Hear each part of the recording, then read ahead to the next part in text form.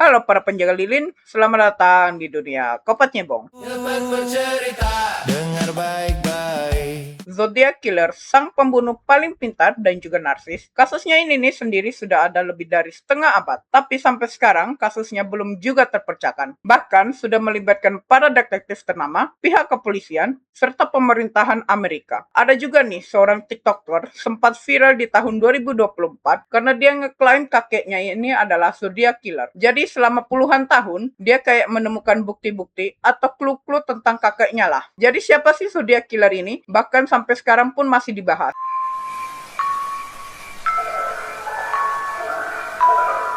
Berawal dari tanggal 28 Desember 1968, sepasang kekasih muda yang masih duduk di bangku SMA baru pertama kali pacaran bernama Betty Lou Jensen berusia 16 tahun dan David Arthur Faraday berusia 17 tahun. Mereka ini pergi ke lokasi Lake Herman Road, Vallejo di California buat kencan. Mereka yang pada saat itu sedang duduk di dalam mobil, tiba-tiba saja seseorang yang gak dikenal menghampiri mereka dan langsung mendorkan senjatanya ke arah kepalanya David dan sebanyak 6 kali ke bagian belakang tubuh Betty. Sebenarnya David sempat dilarikan ke rumah sakit, tapi nyawanya nggak dapat diselamatkan akibat lukanya tuh terlalu parah. Sedangkan Betty meningso di tempat dan jasadnya berada sekitar 9 meter dari mobil mereka. Tentunya pada saat itu tuh pelakunya belum diketahui. 7 bulan berlalu setelah kejadian David dan juga Betty, tepatnya 4 Juli 1969, Darlene Ferrin yang berusia 22 tahun dan Michael Mageau berusia 19 tahun pergi berkencan di area parkir kawasan Blue Rock Spring, Vallejo, California. Jaraknya tuh hanya 5 menit dari kasus pertama. Sebenarnya nih Darlene pada saat itu tuh sudah menikah ya, jadi dia nih selingkuh sama Michael. Pada saat itu tuh mereka sedang duduk di dalam mobil. Seperti sebelumnya, seorang pria mendatangi mobil mereka sambil mengarahkan senter ke arah mobilnya mereka. Darlene saat itu tuh mengira pria tersebut adalah polisi. Dia pun membuka kaca mobilnya, tapi tiba-tiba duar.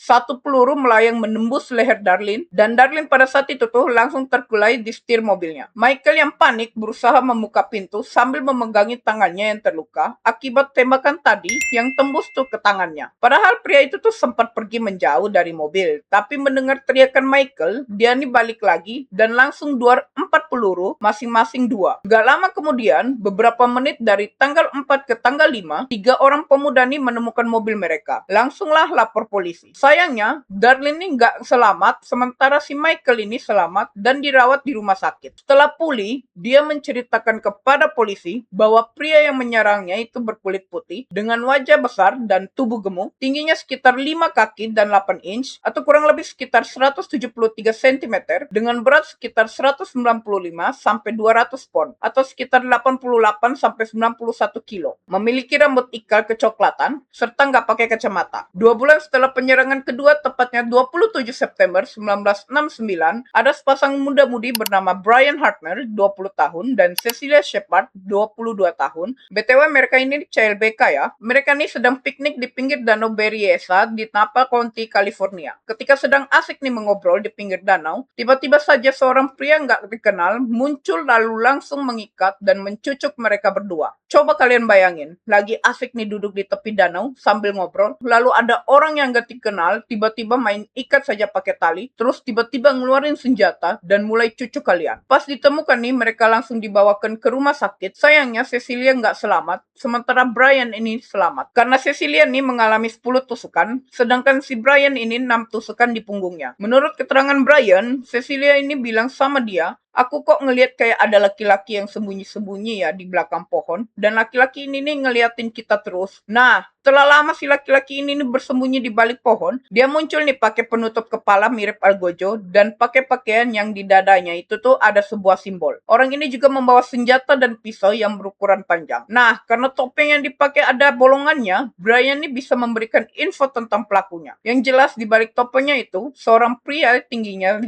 kaki dan 8 inch, berbadan tegap dan rambut kecoklatan. Akhirnya, dilakukanlah penyelidikan dong, karena masa hanya jarak beberapa bulan saja sudah ada 3 3 kasus. Nah, saat melakukan penyelidikan, di samping mobilnya Brian tuh ditemukan 3 tanggal spesifik dari penyerangan-penyerangan yang terjadi sama 3 pasangan tadi, dan by knife tertulis di bawah tanggal 27 September, hari di mana Brian sama Cecilia ini diserang. Belum juga genap sebulan dari penyerangan Cecilia sama Brian, pas tanggal 11 Oktober 1969, sekitar jam 10 malam, seorang supir taksi itu bernama Paul Stein lagi berada di perempatan jalan Washington and Cherry di San Francisco, California. Pada saat itu tuh, si Paul tuh sedang mengantarkan penumpangnya. Tiba-tiba saja nih penumpangnya ini menduarkan dirinya. Kebetulan ada seorang remaja perempuan sama 2 orang saksi lainnya, yang rumahnya tuh ada di seberang jalan dari perempatan tersebut. Mendengar ada suara duar, dan pas mereka keluar ngeliat apa yang terjadi, mereka nih sempat ngeliat ada seorang laki-laki tuh yang cepat-cepat keluar dari taksi, lalu pergi dengan cepat. Nah, saksi-saksi yang lihat itu tuh bilang, orang itu tuh berkulit putih, usianya sekitar 25-30 tahun, tingginya lagi-lagi sekitar 5 kaki 8 inch, atau 172, berbadan kekar dengan potongan rambut pendek berwarna coklat kemerahan, dan dia memakai kacamata berbingkai. Dipanggillah polisi buat datang ke TKP. Tapi karena kejadiannya nih di jalanannya, jadinya tuh terjadi kekacauan. Petugas yang pada saat itu tuh bertugas salah mengidentifikasi pelaku sebagai pria berkulit gelap. Ternyata salah satu mobil polisi yang lagi nyari pelaku, yang pada saat itu tuh yang dikendarai sama Donald Ford dan Eric Zelms, itu sudah menangkap seorang laki-laki berkulit putih yang deskripsinya nih tuh mirip banget sama deskripsi dari pelaku yang dikatakan para saksi. Tapi begitu laporan mengenai sang pelaku seorang berkulit gelap, akhirnya si orang kulit putih yang sudah ditangkap itu tuh dilepas. Kedua polisi itu membiarkan orang yang mereka lagi tahan itu pergi. Bayangin kalau itu tuh zodiak yang asli.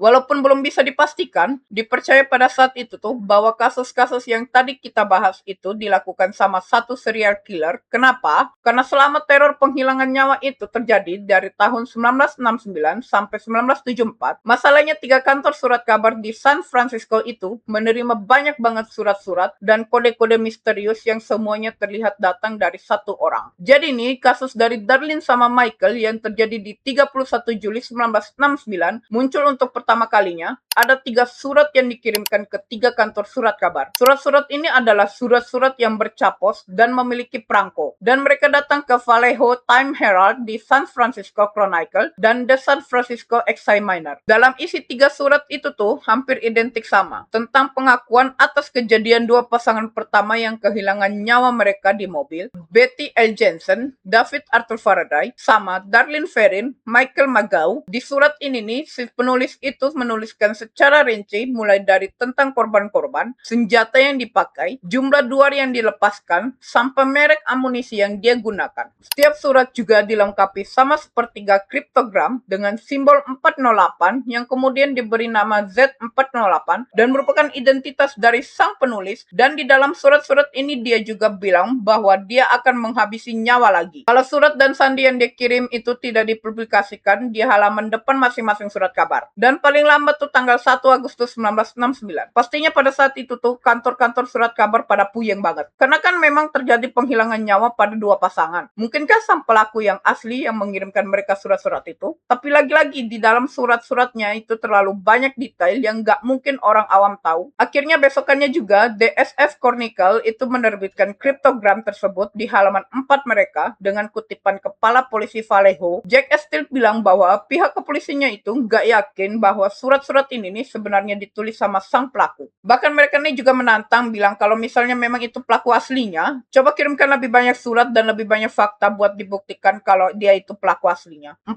hari sejak surat pertama muncul, tepatnya 4 Agustus 1969, The San Francisco Examiner mendapatkan surat lagi nih. Kali ini nih surat tersebut dimulai dengan sebuah sapaan salam, Dear Editor, this is the Zodiac speaking. Dan ini adalah surat pertama sang penulis menamakan dirinya The Zodiac. Surat yang datang kali ini nih dikirim sebagai tanggapan atas permintaan polisi untuk membuktikan bahwa penulis ini memang sang pelaku. Nah, isi suratnya itu tuh bilang bahwa sketsanya polisi ini nih gak mirip sama dia. Sidik jari yang juga ditemukan di mobil itu tuh sudah pasti bukan sidik jari dia. Dia juga menjelaskan nih bagaimana dia duar korban-korbannya, kayak duar tanpa buka pintu, dia juga duar laki-lakinya terlebih dahulu, dan sebagainya. Nah, di surat-surat tersebut kan terdapat kode Z408. FBI sama CIA ini pada saat saat itu tuh sudah berusaha untuk memecahkannya. Tapi FBI sama CIA ini belum bisa memecahkannya. Pada 5 Agustus 1969, sepasang suami istri, Donald dan Betty Harden, sudah terlebih dahulu berhasil memecahkan kode tersebut. Kriptogram pertama yang dikirimkan sama The Zodiac. Isi kriptogramnya begini. Saya suka menbun-bun orang karena sangat menyenangkan. Lebih menyenangkan daripada menbun-bun binatang liar di hutan. Karena manusia itu adalah hewan yang paling berbahaya dari semuanya. Membun-bun sesuatu itu juga memberikan saya pengalaman yang paling mendebarkan, bahkan lebih baik daripada berhubungan badan dengan seorang gadis. Bagian terbaiknya adalah ketika saya nanti metong, saya akan terlahir kembali di surga, dan semua yang saya sudah habisi akan menjadi budak saya. Saya tidak akan memberitahukan Anda siapa nama saya, karena Anda akan mencoba untuk merendahkan atau menduduki puncak koleksi budaya saya yang kelak akan menjadi kesenangan akhirat saya. Nah, pada tanggal 13 Oktober tahun 1969, 2 hari ini setelah kejadian Palestine, The SF Chronicle lagi-lagi mendapatkan satu amplop yang berisikan surat dari The Zodiac. Surat itu dimulai dengan kata-kata, "Saya yang mengakhiri hidup sang sopir taksi." Dan sebagai bukti dikirimkan juga tuh potongan baju Paul yang masih berlumuran. The Zodiac juga dalam surat yang kali ini nih mengejek polisi karena gagal menangkap dia. Dan The Zodiac mengancam akan duar anak-anak di dalam bus sekolah. Sekitar sebulan kemudian, 8 November 1969, lagi-lagi sebuah amplop muncul di kantor SF Chronicle. Amplop ini anehnya lagi-lagi berisikan potongan lain dari kemejanya Paul, kartu ucapan, dan sandi yang terdiri dari 304 simbol yang kemudian diberi nama Z340. Dan besokannya tanggal 9 November, surat sebanyak 7 halaman muncul di SF Chronicle. Dan ini adalah pesan terpanjang yang pernah dikirimkan The Zodiac. Dan di dalamnya nih, dia menyatakan bahwa emang ada 2 polisi yang pernah menghentikan dia, berbicara sama dia setelah dia menduar Paul, lalu 2 polisi ini nih membiarkan dia pergi. Dan lagi-lagi dia mengatakan bahwa dia akan meledakkan sebuah bis sekolah dan mengklaim polisi itu nggak akan bisa menangkap dia karena dia terlalu pintar. 5 bulan setelah surat yang terakhir, pada 20 April 1970, lagi-lagi The SF Chronicle menerima sebuah amplop dari The Zodiac. Amplop ini nih berisikan tulisan nama saya, diikuti sandi 13 simbol dan diagram bom yang dirancang untuk menghabisi anak-anak di dalam bis sekolah. 28 April, 26 Juni, 24 Juli, dan 26 Juli tahun 1970, Zodiac ini kembali mengirimkan surat kepada The SF Chronicle, dan masing-masing surat itu tuh berisikan ancaman bom dan juga tuntutan-tuntutan supaya warga Bay Area ini nih memakai atribut seperti lambang The Zodiac, lambang target tembakan ciri khasnya. 4 tahun kemudian, tanggal 29 Januari 1974, The SF Chronicle kembali mendapatkan surat terakhir dari The Zodiac. Isinya random banget. Pujian atas film The Exorcist tahun 1973, di mana The Zodiac memanggilnya film komedi satir terbaik yang pernah dia lihat. Surat tersebut kemudian diakhiri oleh The Zodiac dengan tulisan Mi 37, SFPD 0. Semacam skor lah, dia 37, polisi 0. Menurut banyak orang, The Zodiac ini sudah menghabisi orang sebanyak 37 kali, sementara polisi ini nggak bisa menangkapnya. Maka dari itu tuh, The Zodiac ini menjadi salah satu serial killer paling pintar dan juga narsis. Tapi emang sih, selama puluhan tahun aja nggak ada yang bisa pecahkan simbol-simbol yang dia kirimkan sebagai kriptogram. Setelah 51 tahun berlalu, di tahun 2020, kriptogram 340 berhasil diuraikan sama tim internasional yang terdiri dari insinyur software Amerika Serikat, matematikawan dari Australia, dan programmer dari Belgia. Menurut mereka, Z340 isinya, "Saya harap Anda bersenang-senang mencoba menangkap saya. Itu bukan saya di acara TV yang memunculkan satu poin tentang saya. Saya tidak takut dengan kamar gas karena itu akan mengirim saya ke surga. Karena sekarang saya memiliki cukup budak untuk bekerja untuk saya. Sementara orang lain tidak memiliki apapun ketika mereka mencapai surga. Jadi mereka takut metong. Saya tidak takut karena saya tahu bahwa kehidupan baru saya akan mudah di surga." Wow, si paling surga.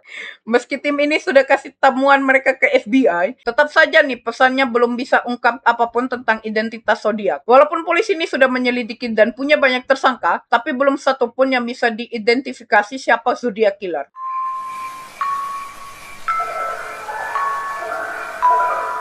Inilah teori-teori yang paling banyak menjadi pelakunya. Yang pertama tuh ada Arthur Lake Allen. Jadi dia nih pernah diberhentikan tanpa hormat dari Angkatan Laut Amerika Serikat dan dipecat nih sebagai guru SD karena tuduhan pelecehan kepada siswa pada bulan Maret 1968. Dan di tahun 1969, Arthur itu tuh sempat dimintai keterangan saat dia itu berdiri di dekat salah satu TKP. Walaupun dia dimintai keterangan sebagai saksi, tapi dia nih nggak pernah diproses lebih lanjut. Namanya kembali menarik perhatian saat salah satu temannya itu kasih tahu polisi bahwa Arthur ini sempat ngomong sama dia bahwa dia ingin menghabisi orang dan menggunakan nama The Zodiac. Informasi itu tuh langsung membuat polisi datang ke rumahnya buat geledah. Tapi pas digeledah, gak ditemukannya tuh bukti signifikan yang menyambungkannya dia sama Zodiac Killer. Nah, pas tahun 1974, Arthur ini nih ditangkap karena bukan kasus Zodiac ya, melainkan kasus penganiayaan terhadap bocah laki-laki usia 12 tahun. Nah, pas Arthur meningso nih di antara 1991 dan 1992, polisi ini masih penasaran. Digeledah lagi tuh rumahnya Arthur. Kali ini nih mereka menemukan mesin ketik sejenis yang digunakan sama salah satu surat yang dikirimkan The Zodiac. Ditemukan juga tuh jam tangan merek Zodiac dengan logo dan simbol yang sama persis yang ada di suratnya Zodiac. Yang kedua ada Gary Francis Post. Jadi di tahun 2021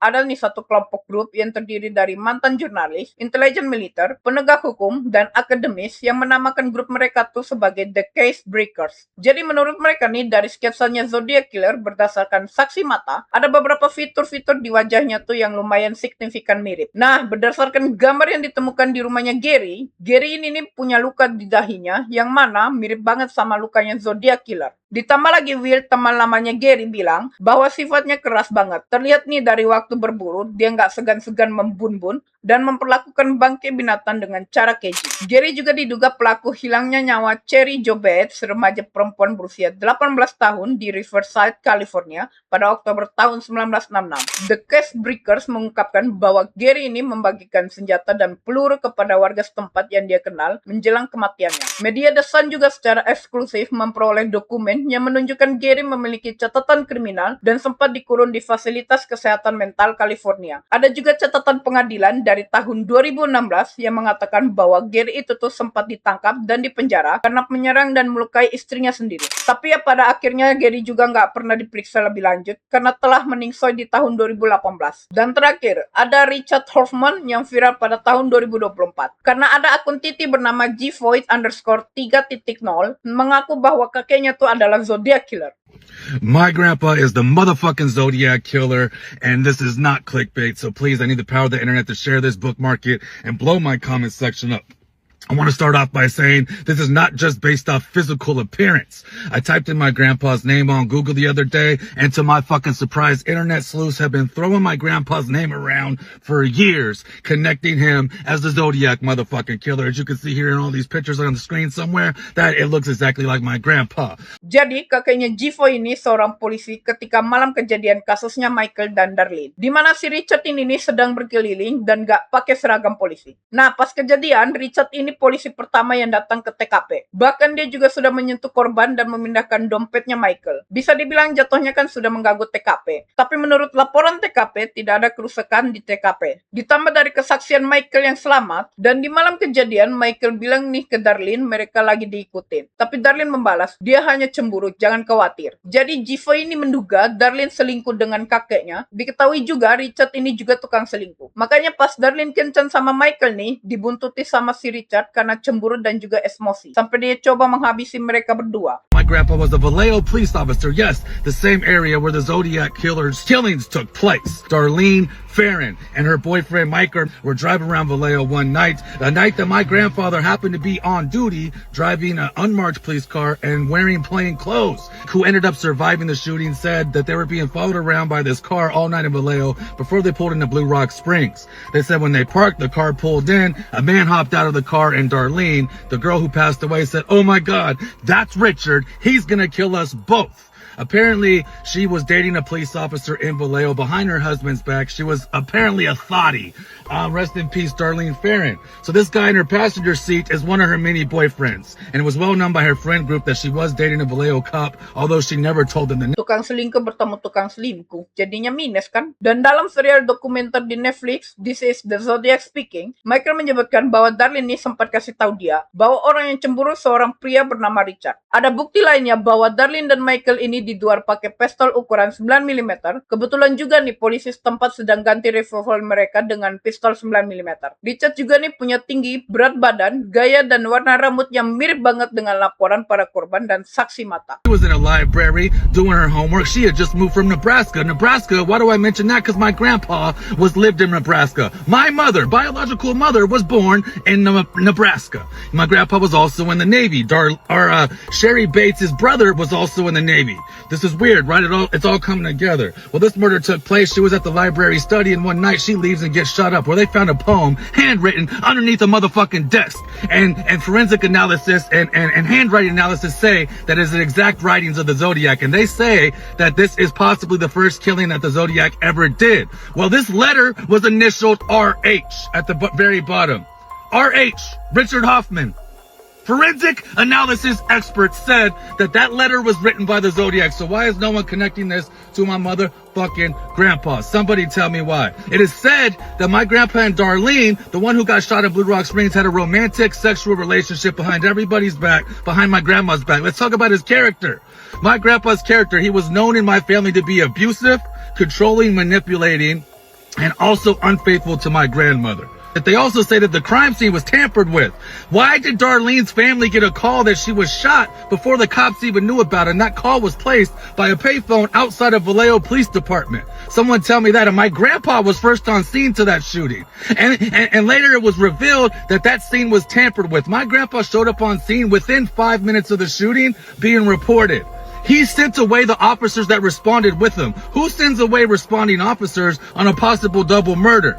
And the crime scene was tampered with. It was later revealed. Ada juga nih teori lain, sepertinya kemungkinan bahwa Zodiac Killer ini bukan satu orang. Karena memang modus operandinya beda-beda dan juga deskripsi fisik dari para saksi ini beda-beda. Yang jelas pihak berwajib itu tuh percaya bahwa The Zodiac Killer siapapun dia memiliki latar belakang militer. Karena sang pelaku itu memahami inskripsi militer, yaitu metode pengubahan bentuk data menjadi sejumlah kode yang sulit untuk dipecahkan. Supaya data itu tuh tidak mudah untuk dibacakan sama sembarang orang. Beberapa sandi yang digunakan sama The Zodiac Killer ini juga menunjukkan penggunaan teknik kripsi yang mirip sama manual kriptografi militer. Sepertinya nih dia pernah memang mendapatkan pelatihan formal dalam kriptografi atau punya akses ke pengetahuan tersebut. Ada juga nih salah satu TKP terdapat jejak sepatu yang sama sering digunakan sama personel militer, walaupun info ini nggak diselidiki lebih lanjut. Pelaku juga dipercaya punya pengetahuan geografis yang baik tentang Bay Area, termasuk tempat-tempat terpencil yang dia pilih untuk menyerang korban-korban yang dipercaya menunjukkan bahwa dia pernah latihan navigasi yang biasa dipelajari di dunia militer. Jadi itulah kisah dari Zodiac Killer, sang serial killer yang paling narsis sejauh ini. Apakah setelah Giveaway cerita, sang Zodiac sudah terungkap? Entahlah, nggak ada yang tahu yang pasti. Terima kasih yang telah menonton. Jangan lupa like dan subscribe untuk dukung channel ini. Dan share ke teman kalian biar kita bisa ngepet bersama. Dislike yang mau di ngepet hartanya. Sampai jumpa lagi di ngepet selanjutnya. Ciao! Jangan